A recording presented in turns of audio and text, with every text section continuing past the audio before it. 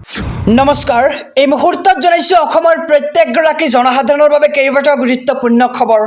আজি হৈছে 12 জুলাই। আজিৰ দিনটোতে অসমৰ লগতে ভাৰতবৰ্ষৰ বিভিন্ন প্ৰান্তৰ পৰা কেইবাটাও গুৰুত্বপূৰ্ণ খবৰ যুগুত কৰা হৈছে। এই মুহূৰ্তত জনাইছো আজিৰ প্ৰথমটো খবৰ। আজিৰ প্ৰথমটো খবৰেই ৰাজ্যবাসীৰ বাবে এটা ডাঙৰ খবৰ।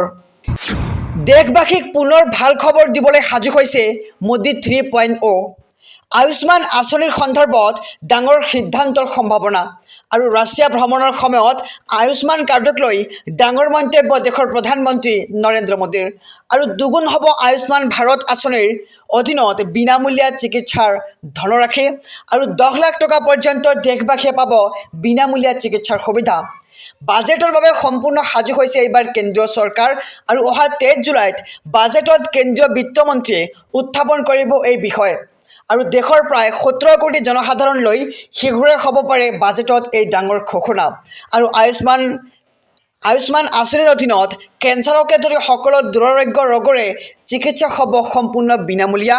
আৰু দেশবাসীক পুনৰ ভাল খবৰ দিবলৈ সাজু হৈছে মোদী 3.0 আৰু আয়ুষ্মান আঁচনিৰ সন্দৰ্ভত ডাঙৰ সিদ্ধান্তৰ সম্ভাৱনা আৰু ৰাছিয়া ভ্ৰমণৰ সময়ত আয়ুষ্মান কাৰ্ডক লৈ এই ডাঙৰ মন্তব্য দেশৰ প্ৰধানমন্ত্ৰী নৰেন্দ্ৰ মোদীৰ।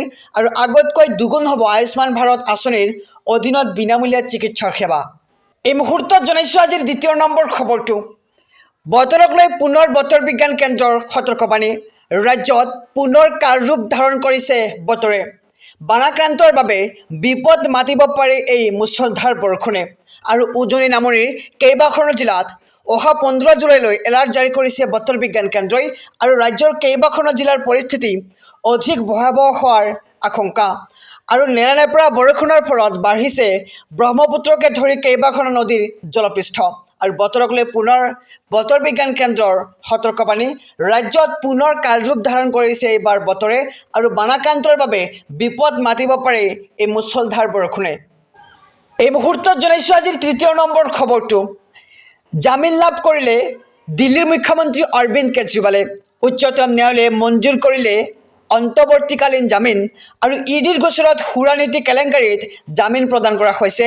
আৰু ন্যায়াধীশ সঞ্জীৱ খান্নাৰ নেতৃত্বত 3জনীয়া ন্যায়াধীশৰ এই গুৰুত্বপূৰ্ণ ৰায়। আৰু জামিন পালেও অৱশ্যে জেলতে থাকিব লাগিব কেজৰিৱাল। CBIৰ গোচৰত এতিয়াও জামিন পোৱা নাই কেজৰিৱালে। এই মুহূৰ্তত জনাইছোঁ আজিৰ চতুৰ্থ নম্বৰ খবৰটো।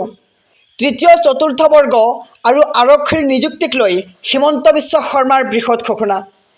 ADREৰ তৃতীয় বৰ্গৰ পৰীক্ষা অনুষ্ঠিত হ'ব 15, 22, 29 ছেপ্টেম্বৰ তাৰিখে। আৰু 3টা পৰ্যায়ত অনুষ্ঠিত হ'ব এইবাৰ তৃতীয় বৰ্গৰ পৰীক্ষা। আৰু 20 আৰু 27 অক্টোবৰত হ'ব চতুৰ্থ বৰ্গৰ পৰীক্ষা। তৃতীয় বৰ্গত 7,500টা পদত হ'ব নিযুক্তি আৰু চতুৰ্থ বৰ্গত 4,500টা পদত দিয়া হ'ব নিযুক্তি। আৰু অসম আৰক্ষীৰ নিযুক্তিক লৈও মুখ্যমন্ত্ৰীৰ ডাঙৰ ঘোষণা। অহা 3 অক্টোবৰৰ পৰা আৰম্ভ হ'ব আৰক্ষীৰ ইণ্টাৰভিউ। আৰু শাৰীৰিক পৰীক্ষাৰ দিন ঘোষণা কৰিছে এইবাৰ মুখ্যমন্ত্ৰীয়ে। সকলোকে সাজু হোৱাৰ আহ্বান জনালে এইবাৰ মুখ্যমন্ত্ৰীগৰাকীয়ে। আৰু 3,434টা পদৰ বাবে আৰম্ভ হ'ব শাৰীৰিক পৰীক্ষা। তৃতীয় চতুৰ্থ বৰ্গ আৰু আৰক্ষীৰ নিযুক্তিক লৈ হিমন্ত বিশ্ব শৰ্মাৰ বৃহৎ ঘোষণা।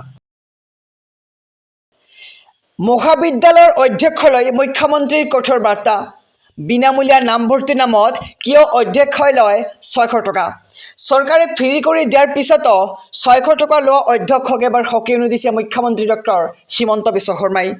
টকা লাগে যদি মোৰ পৰা খুজি লওক, এনেদৰে মন্তব্য কৰে এতিয়া মুখ্যমন্ত্ৰীগৰাকীয়ে। আৰু আপোনালোক কৰ সংগ্ৰহকাৰী নহয় বুলি মন্তব্য কৰে মুখ্যমন্ত্ৰীয়ে। আৰু একাংশ অধ্যক্ষই ফিজ ল'বলৈ নাপালে বেয়া পায়। সৰস্বতী পূজাৰ ফিজ নল'ব শিক্ষাৰ্থীৰ পৰা। আৰু বিনামূলীয়া নামভৰ্তিৰ নামত লোৱা 600 টকা আজিয়ে উভতাই দিয়ক, এনেদৰে সকীয়নি দিছে মুখ্যমন্ত্ৰীগৰাকীয়ে। আৰু ফ্ৰী মানে ফ্ৰীৰেই হ'ব লাগে সকলো, ইয়াত কোনো টকা নাহে। আৰু মহাবিদ্যালয়ৰ অধ্যক্ষলৈ মুখ্যমন্ত্ৰীৰ এই কঠোৰ বাৰ্তা যে বিনামূলীয়া নামভৰ্তিৰ নামত কিয় অধ্যক্ষই লয় 600 টকা। চৰকাৰে ফ্ৰী কৰি দিয়াৰ পিছতো 600 টকা লোৱা অধ্যক্ষক এই সকীয়নি দিছে এবাৰ মুখ্যমন্ত্ৰী ডক্টৰ হিমন্ত বিশ্ব শৰ্মাই।